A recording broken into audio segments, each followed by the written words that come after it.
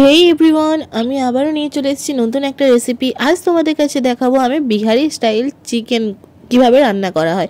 তো চলো সেটা দেখে নিই। প্রথমে চিকেনটাকে সামান্য নুন আর হলুদ দিয়ে ম্যারিনেট করে নেবো। আর কিচ্ছু লাগবে না, খালি নুন আর হলুদ।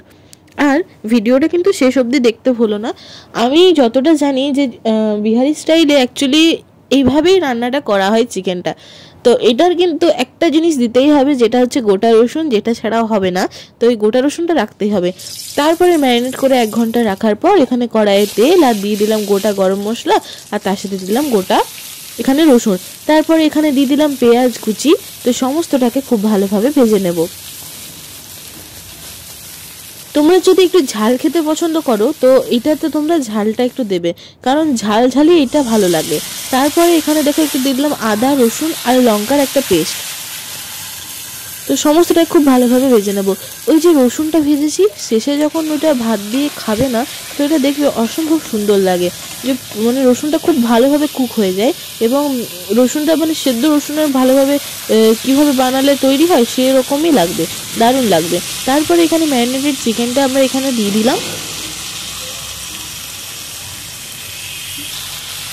তারপরে এর মধ্যে দিয়ে দেবো টমেটো কুচি, বা টমেটো বাটাও দিতে পারো তোমরা, এটা টমেটোটাও সেদ্ধ হয়ে যাবে তাই কুচি দিলাম।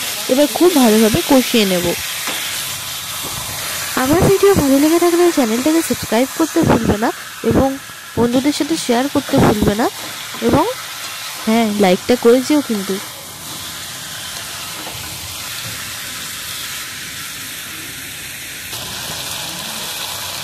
তারপরে এর মধ্যে দিয়ে দেবো রেড চিলি পাউডার আর কাশ্মীরি লঙ্কার গুঁড়ো একসাথে মিক্স করে, এটাই রেখেছিলাম ওইটাই দিয়ে দিলাম। আর দিয়ে দিলাম জিরে গুঁড়ো। অনেকে চাইলে ধনে গুঁড়ো দিতে পারো, আমি ধনে গুঁড়োটা রান্নাতে খুব একটা বেশি ইউজ করো না, তোমরা সেটা দেখেছো হয়তো। তো যাই হোক, জিরে গুঁড়োটাই একটু দিলাম, না ভালোভাবে কষিয়ে নিলাম। আমি রান্না করতে করতে না ঢাকা চাপা দিয়ে দিয়ে রান্না করতে থাকি, যাতে বিনা জলে অর্ধেকটা রান্না হয়েই যায় প্রায়। কারণ আমার মনে হয় খুব বেশি জল ঢেলে না রান্না করলে, জানি না কেন স্বাদটা সেরকম পাই না। তো যাই হোক, আমি একটু দেখতে পাচ্ছি জলটা অটোমেটিক ঢাকা চাপা দিয়ে দিয়ে রান্না করতে করতে জলটা ছেড়ে এসেছে। তো ভালোভাবে কষিয়ে নেবে আগে। তো এটা তার সাথে তোমরা গরম গরম ভাত, রুটি, লুচি, পরোটা যা কিছুর সাথেই খেতে পারো, তবে ভাতের সাথে এর কম্বিনেশনটা দারুণ যায় কিন্তু, কি বলো তোমরা?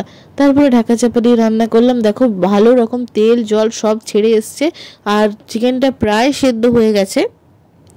আর একটু নাড়লেই হবে, আর ভালোভাবে এটাকে কুক করে নিতে হবে। বন্ধুরা, তোমরা চাইলে আমার শর্টস ভিডিওগুলো দেখতে পারো, সেখানে আমি ডেইলি নানান রকম খাবারের ভিডিও আপলোড করি। যেমন কিছু ছোট ছোট রেসিপিস, আমি সারাদিন কী কী খাই, তো এরকম টাইপের অনেক রকম নতুন নতুন ভিডিও আসে, তোমরা চাইলে দেখে নিতে পারো। সব শেষে একটু জল অ্যাড করে ঢাকা চাপা দিয়ে খুব ভালোভাবে সেদ্ধ করে নেব, যাতে মশলার ফ্লেভারটাও এর মধ্যে, জলের মধ্যে যে ঝোলটা হবে সেটার মধ্যে খুব ভালোভাবে চলে আসে। দেখছো একদম সেদ্ধ হয়ে গেছে। শেষে ধনেপাতা দিয়ে নামিয়ে নেব। ব্যাস, তৈরি হয়ে গেল বিহারি স্টাইল চিকেন বা মুরগির মাংস। কি বলো, কেমন লাগলো রেসিপিটা? জানাতে কিন্তু ভুলো না। চ্যানেলটাকে সাবস্ক্রাইব করে দাও।